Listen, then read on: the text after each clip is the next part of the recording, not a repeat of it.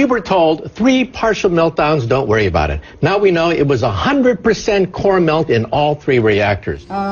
Japan is, by orders of magnitude, many times worse than Chernobyl. Never in my life did I think that 6 nuclear reactors would be at risk.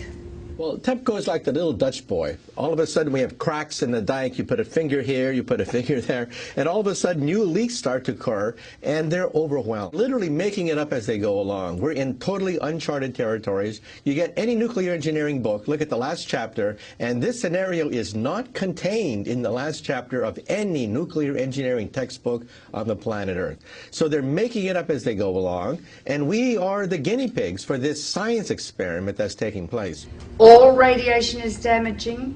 It's cumulative. Each dose you get adds to your risk of getting cancer.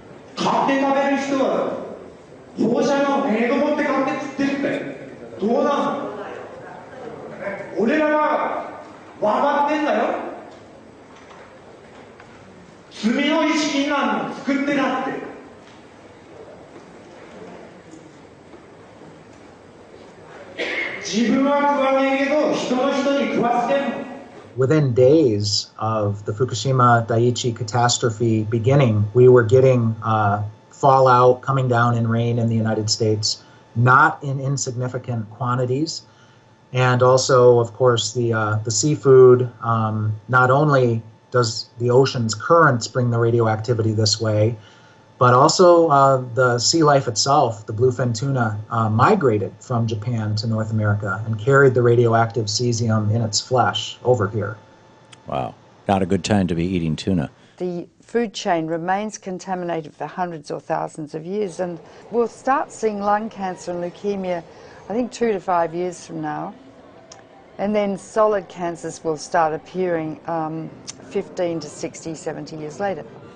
So the ace up the sleeve of the nuclear industry is the incubation time for cancer. It takes a long time for cancers to develop once you have inhaled or been exposed to these radioactive elements. And no cancer identifies its origin. And so there is already a level of cancer in society, but it's going to increase dramatically. The problem is not really under control. It will not be under control for, it's estimated, between 40 and 100 years from now. There's no way to clean it up. They say 40 years, but they can't clean it up. They can't. And the site's still unstable and vulnerable to natural disasters. If there is another earthquake, a serious one, 6, 7, 8 or 9 magnitude, that would rattle all these 1,060 tanks. It would rattle the damaged cores, spent fuel, whose structures have already weakened. Yes.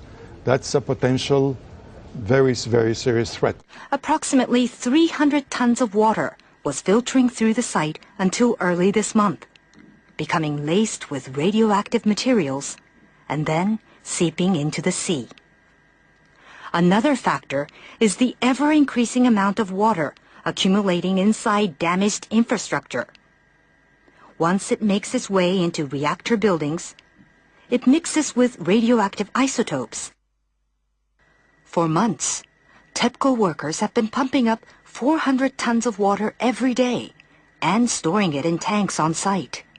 There's 1,060 tanks, stainless steel water tanks, that are holding the water which they keep pumping into the damaged reactors and the spent fuel storage pools. From the air, the scale of the problems at Fukushima become clear. The growing mass of storage tanks now dwarfs the plant itself. More than 1 million tons of highly radioactive water is now stored here. But the tanks have been hastily built. They're made of steel plates, bolted together, rather than welded. Last week, workers detected a major leak in one of those tanks. About 300 tons of water escaped, releasing several quadrillion becquerels of radioactive particles. Experts have often pointed out how vulnerable they are to damage. The tanks, though, have been put together very quickly. There's no guarantee they'll last. Their seals are made of rubber, and the joints and bolts are corroding, and they may last not more than 5 years. So the tank farm has grown dramatically, and it's on the hill. Of course, the problem is because it's on the hill, the water flows down, and if there's an earthquake, all of these pipes are held together with plastic piping, not much different than what you've got on a swimming pool. So the plastic pipe will snap, and that water will just run right down that roadway directly into the ocean. And how long the contamination has been leaking into the water? Very likely since the explosions and the meltdown at Fukushima Daiichi in March of 2011. Wow, that is quite a long time. Now, how much and what sort of radiation is leaking into the Pacific? I know there's all different types, so if you can explain that in a little detail. Well, clearly what we've seen now is the movement of radioactive hydrogen, tritium, which is a mobile radioactive isotope, but clearly radioactive cesium, 134, 137, strontium-90. We're seeing a full range of radioactive contaminants now moving, which indicate that the damaged cores of these reactors, the meltdowns themselves, are now contributing to the contamination of the Pacific Ocean and groundwater that's moving at about a rate of 300 to 400 metric tons per day. So that radiation has been leaking into the water and polluting the fish continuously for the last 2 years. Radioactive iodine-129, its half-life is 17 million years, plus strontium, plus cesium, plus tritium, and I could go on and on and on. If it gets into the sea, the algae concentrated hundreds of times, then the crustaceans concentrated hundreds of times, then the little fish, then the big fish, then us. Because we stand on the apex of the food chain. You can't taste these radioactive elements, you can't see them, and you can't smell them. They're silent. This graphic shows the gradual contamination of the Pacific Ocean due to leaks of radioactive water from the crippled Fukushima nuclear plant in Japan. The simulation, which was run by a German Marine Research Institute, shows the entire Pacific waters being polluted by radioactive water in just 6 years. The fuel core of Unit 4 at the Fukushima Daiichi nuclear plant. More than 1,500 fuel rods sit in a damaged storage pool 30 meters above ground. The amount of radioactivity in the rods themselves is about 14,000 times that of the Hiroshima bomb. We are dealing with diabolical energy. E equals mc squared.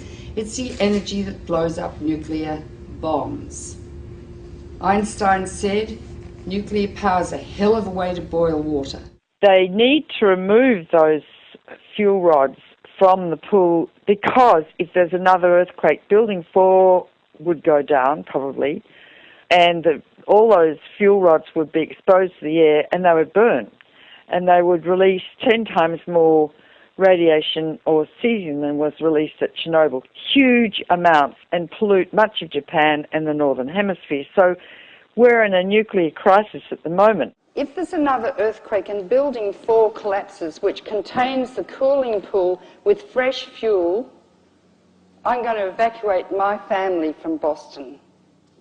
So they've put a crane on top of that building, which is shaky anyway, and they're going to lift the fuel assemblies out one by one with the crane, and it will be done manually.